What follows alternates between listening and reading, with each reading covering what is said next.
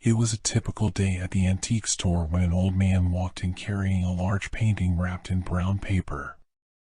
He approached the owner of the store, a man named Jack, and asked if he was interested in buying it. Jack took one look at the painting and was immediately transfixed.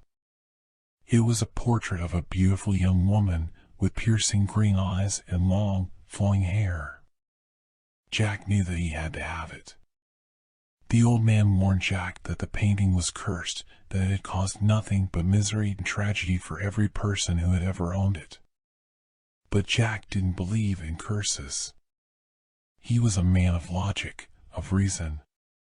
He knew that the old man was just trying to scare him off, to drive up the price of the painting. So Jack bought the painting, and he took it home with him. He hung it in his living room, where he could see it every day. And for a while, everything was fine. But then, strange things started to happen. Jack would wake up in the middle of the night to find the painting had fallen off the wall. Or he would come home from work to find the portrait had moved to a different location in the room. Jack tried to ignore it, but the strange occurrences became more frequent and more severe. He started to feel like he was being watched, as if the portrait was alive and watching his every move. And then, things took a dark turn. Jack's girlfriend, Maria, started to have terrible nightmares. She would wake up screaming in the middle of the night, claiming that the woman in the portrait was trying to kill her. Jack tried to reassure her that it was just a painting, that there was nothing to be afraid of. But Maria was convinced that the painting was cursed, that it was bringing bad luck into their lives. One day, Jack came home to find that Maria had destroyed the painting. It was in pieces, scattered across the floor. And she was gone, never to be seen again. Jack was devastated. He didn't know what to do. He tried to forget about the painting, to move on with his life. But he couldn't shake the feeling that the curse was still following him. And then, one day, he received a package in the mail. It was a portrait, a replica of the painting that Maria had destroyed. There was no note, no return address. Just a painting. Jack was terrified. He didn't know who had sent it, or what they wanted. He tried to throw the painting away, to get rid of it once and for all. But it was like the painting was following him, refusing to leave him alone. He started to see the woman in the portrait everywhere he went. In his dreams, in the shadows. He knew that the curse was still with him, still haunting him. And then, one day, he was sitting in his living room, staring at the painting. And he saw something that he had never noticed before. In the corner of the portrait, in tiny, faded letters, were the words, "The price of beauty is steep." Jack realized then that the curse was real, that the painting was a gateway to something dark and dangerous. He knew that he had to destroy it, to break the curse once and for all. He took the painting outside and burned it, watching as the flames consumed the portrait. And as the painting turned to ash, he felt a weight lifted from his shoulders. He knew that he was free, that the curse was finally gone. But even now, years later, he still feels a chill run down his spine when he thinks about that painting. He knows that there are some things in this world that are beyond explanation. That some curses are too powerful to be broken. And he knows that he was lucky to escape with his life. Years after the incident, Jack discovered that the painting was not just any ordinary portrait. It was a cursed object that had been passed down for generations, always bringing misfortune to its owners.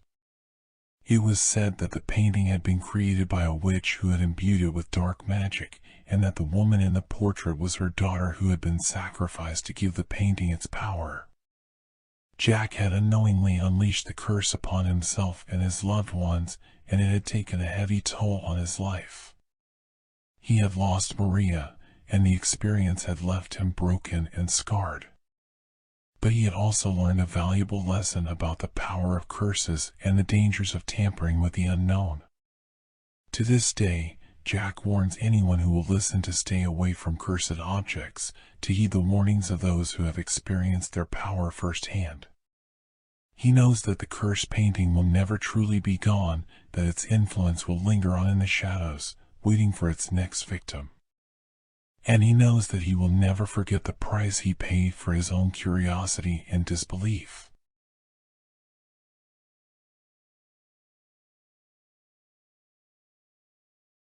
It was a beautiful summer day, and the Johnson family had decided to go on a camping trip in the mountains. They packed up their gear and drove up to the campsite, excited for a weekend of hiking, fishing, and spending time together. The first night was perfect. They sat around the campfire, roasting marshmallows and telling stories. The kids were exhausted from the long day, so they crawled into their tent and fell asleep almost immediately. But the next morning, something was wrong. The Johnsons' youngest daughter, Emily, was missing.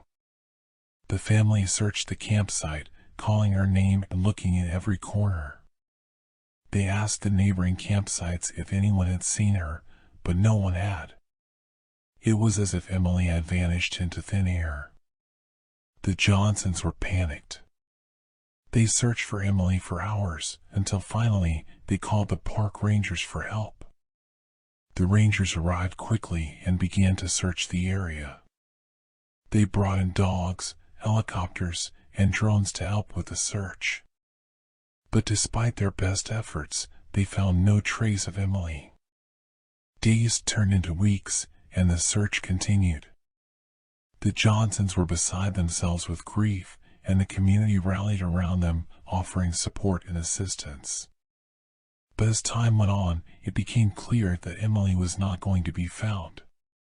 The family held a memorial service for her, and slowly, they began to try and move on with their lives. But the mystery of Emily's disappearance lingered. There were no clues, no leads, no evidence. It was as if she had simply vanished off the face of the earth. Years went by, and the case grew cold. But then, one day, a group of hikers stumbled upon a small clearing in the woods.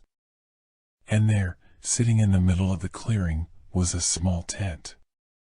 The hikers approached the tent, and when they looked inside, they saw something that made their blood run cold. There, sitting in the center of the tent, was a small, tattered teddy bear. It was Emily's. The hikers immediately called the park rangers, who rushed to the scene. They searched the area around the tent, but found no other evidence. It was as if the tent had just appeared out of nowhere. The Johnson family was notified, and they were devastated. It was the first real piece of evidence they had found in years, but it only deepened the mystery of what had happened to Emily. To this day, the case remains unsolved. The Johnsons still hold out hope that someday they will find out what happened to their beloved daughter. But for now, all they can do is remember her and try to find peace in the memories they shared. As the investigation continued, a local news reporter, Samantha, began to look into the case. She dug deep, interviewing everyone involved, and eventually she uncovered a lead. A witness had come forward, saying that they had seen a strange man in the woods on the day that Emily went missing. He had been lurking around the campsite, watching the family. The witness said that the man had a wild look in his eyes and seemed to be muttering to himself. Samantha shared this information with the authorities, and they began to search for the mysterious man. But he was nowhere to be found. As the investigation stalled once again, strange things began to happen. The Johnson family started to receive strange letters in the mail, written in an unfamiliar handwriting. They were filled with cryptic messages and clues, but they made no sense. Then, one day, a package arrived at their doorstep.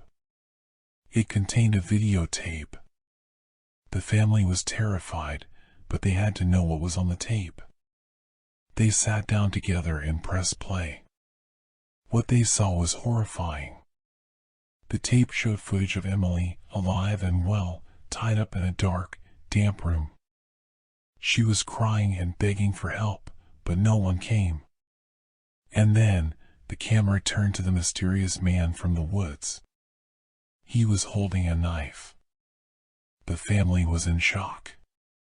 They had no idea what to do.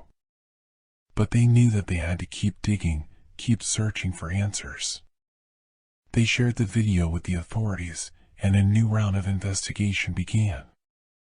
They traced the package back to a post office in a nearby town, but the sender was never found. Years went by, and the case remained unsolved. The Johnson family never gave up hope, though. They continued to search for answers, and they never forgot their beloved daughter. And then, one day, the mystery was finally solved. The police received an anonymous tip, leading them to a remote cabin in the woods. There, they found the mysterious man, dead by his own hand. The cabin was filled with evidence, proving that he had been the one responsible for Emily's disappearance. The family finally had the closure they needed, and they were able to lay their daughter to rest. But the scars of the experience never fully healed. The Johnsons were left with a haunting reminder of the evil that existed in the world, and the dangers that could be lurking around any corner.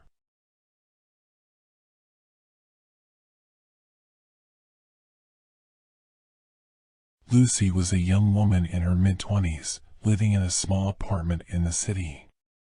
She had just lost her job and was struggling to make ends meet. One day, she received a strange letter in the mail. The letter was from a lawyer, informing Lucy that she had inherited a large estate from a distant relative she had never met. The estate was located in a small town on the other side of the country, and it was worth millions of dollars. Lucy was shocked. She had no idea who this relative was or how she had inherited such a large fortune. But she knew that she had to investigate. She packed her bags and flew to the small town where the estate was located. When she arrived, she was met by a lawyer who took her to the estate. The estate was massive, with acres of land and a large mansion in the center. The lawyer explained that Lucy's distant relative had been a recluse, rarely leaving the estate and never interacting with anyone in the town. As Lucy explored the estate, she began to notice strange things. The mansion was filled with odd trinkets and artifacts, and there were locked rooms that she couldn't enter. The grounds were overgrown and neglected, and there were strange symbols etched into the walls of the buildings. As Lucy delved deeper into the mystery of the estate, she began to uncover secrets that had been buried for years. Her relative had been a member of a secret society, and the symbols etched into the walls were part of their secret language. The locked rooms contained books and artifacts that had been banned by the society, and the odd trinkets were all part of their bizarre rituals. But the most shocking discovery came when Lucy uncovered a hidden room in the mansion. Inside the room, she found a shrine to a dark deity with strange symbols etched into the walls and candles burning all around. Lucy was horrified. She realized that her inheritance was not just a fortune, but a legacy of darkness and evil. She knew that she had to get rid of the estate and everything in it, but she also knew that the society would never let her go easily. In the end, Lucy made the difficult decision to burn the estate to the ground, destroying everything that her relative had left her. She knew that it was the only way to escape the dark legacy that had been thrust upon her. As Lucy walked away from the burning mansion, she knew that her life would never be the same. She had inherited a strange and dangerous legacy, but she had also found the strength to walk away from it and start a new life for herself. But as Lucy tried to move on, strange things began to happen. She would wake up in the middle of the night to find symbols etched into her walls and strange trinkets left on her doorstep. She knew that the society was after her, and that they would never let her go. Lucy became paranoid, never leaving her apartment and always looking over her shoulder.